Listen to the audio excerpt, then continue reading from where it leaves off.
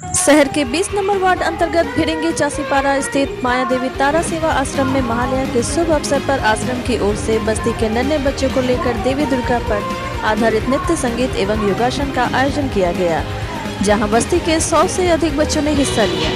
प्रतियोगिता में बेहतर प्रदर्शन करने वाले बच्चों को आश्रम कमेटी की ओर से पुरस्कृत कर सम्मानित किया गया।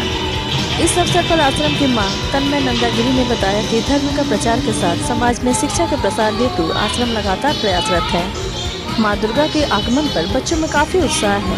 बच्चों को लेकर देवी गीत पर लोक नृत्य कर उनकी प्रतिभा निखारने का प्रयास किया गया है।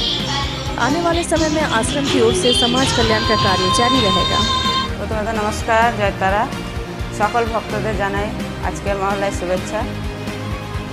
আজকে আমি একটা বাচ্চাদের একটা ডান্সের একটা প্রোগ্রাম রেখেছি, আর কিছু বাচ্চারা যোগাও করবে। এর উদ্দেশ্য হচ্ছে আমি যে আশ্রম যে চালাই, আশ্রমের সাথে সাথে কিছু বাচ্চাদের, কিছু ভক্তদের সবাইকে নিয়ে আমি একটা মানে সমাজসেবাতেও আছি। আমি চাই সমাজের মানুষ, সমাজের বাচ্চারা এসে আমাদের সাথে জুড়ুক, এখানে ভালো কিছু শিখুক।